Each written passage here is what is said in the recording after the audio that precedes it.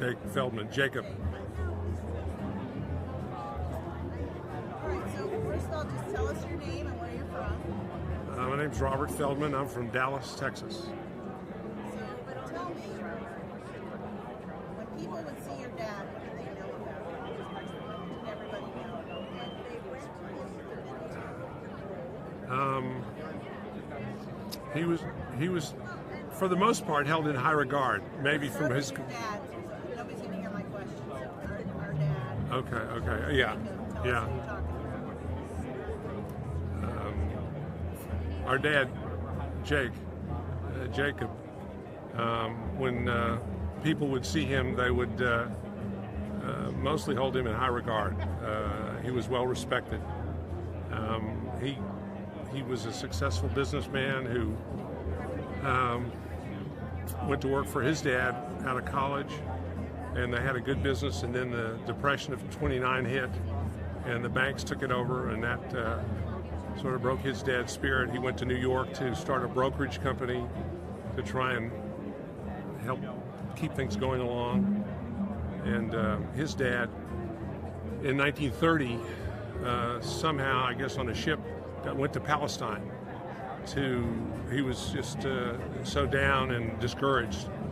And he wrote Dad a beautiful letter in Hebrew from Palestine about the world and how, however hard things are, that he should be of good cheer, that this too shall pass and things will change, and don't be discouraged. And it was translated eventually so we could read it, and it was signed from your father Moses, whose soul is bound up in yours. So that letter was in our synagogue for a long time on the wall. Eventually we took it home, but I keep a copy of it on my phone. Tell me, I understand he raised money for Israel pretty vigorously. Right. They used to say he couldn't be elected dog catcher because he was such a passionate fundraiser and so intense.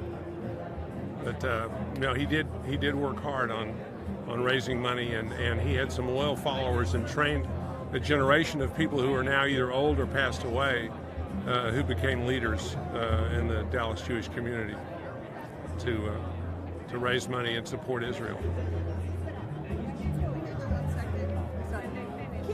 Can you move this way because you're bouncing around right in the background? Thank you.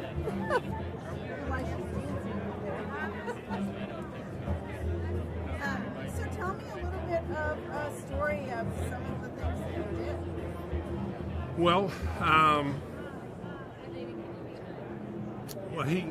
he worked really hard with the company, and it became successful. But he was very involved with the United Jewish Appeal, and very involved in the local community. And he went to Israel to support them. I would hear stories about him that I didn't know. I sat next to someone at an ADL meeting and introduced myself, and I don't know how it came up. He says somehow that my father was Jacob Feldman, and he says, I know your father. And he said that he had, during the '48 war, delivered, a truck came up on the Golan. It was very cold, and they delivered all these coats to the soldiers. So this is just secondhand. I never could find the fellow after that, and I don't know his name, but that was amazing to me. So your father had sent the coats? Is that what Yeah, that's what he was saying. Where did they come from? They came from Dallas, Texas, from Jacob Feldman. So that, whatever the actuality, this is what he understood. What I know from my own experiences, when I was in college, I came home in the late spring of '67, and the Six-Day War happened at that time. I was back at home, and he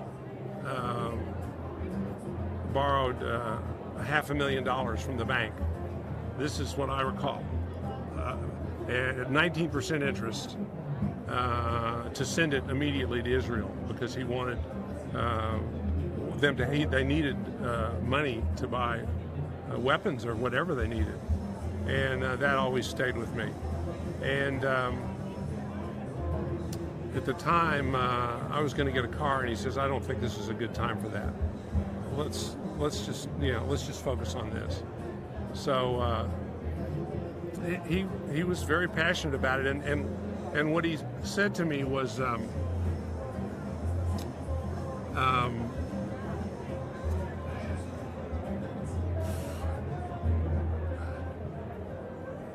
when his father didn't live to see the creation of the state of Israel. His father died at the age of 55 in 1937. He always said he felt like the Depression broke him, but people's health back then, they didn't know as much. I think he had heart problems. But Dad did. He was born in 1906, so he was, in 1948, he was in his early 40s. And he said, to imagine that I'm here for the first time in 2,000 years to see a Jewish state in Israel, to see an Israeli society, it just was overwhelming to him. And it was just the pinnacle of his life that he could see that. And so it meant a lot to him, and that was his driving force. My brother told me a story, and I don't know if you want to repeat it, but everybody knew your father would raise money for Israel, so when they saw him coming onto a plane, they would try to change their flight because they knew they'd be trapped with him on the plane. Yeah, I don't know that, but that doesn't sound too different from not being able to be elected dog catcher. Yeah, but he was respected for his efforts, and I think part of it was because he wasn't just asking; they knew he was giving. You know, you people ask for money and you kind of wonder, well, how much are they giving? But you don't always ask. But they knew. There's another story I was told, and actually our kids heard this from the source, somebody that my dad worked with. I think in 1962 the company didn't do well. It lost a lot of money, and it was a bad time. And I remember reading about that. And so he had to cut his gift. And his gift was always the largest gift. I mean, I think for a long time it was 10% of what they raised in the community. And he was going to have to cut it, and he didn't want to stand up and announce it. He didn't want to do that. And the executive director of the Jewish Federation for 40 years, Jack Kravitz, said, "You will go, and you will stand up and announce your gift." And so he did. And I don't know the number, but he had to. He apologized and said, this is my gift, and everybody stood up and applauded.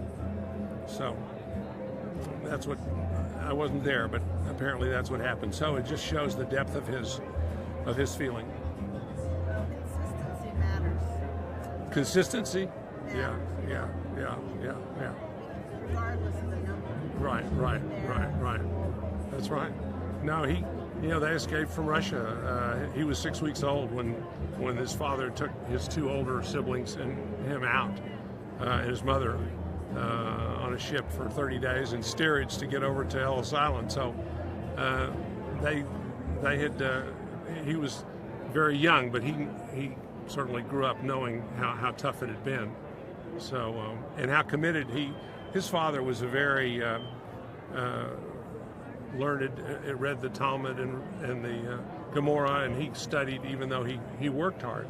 And Dad always admired that about him, and he deeply loved his father, and that made a big impression on him. Well, great. Thank you for your time. Thank you. Really appreciate it. Sure. Nice to meet you. Yeah. Don't move.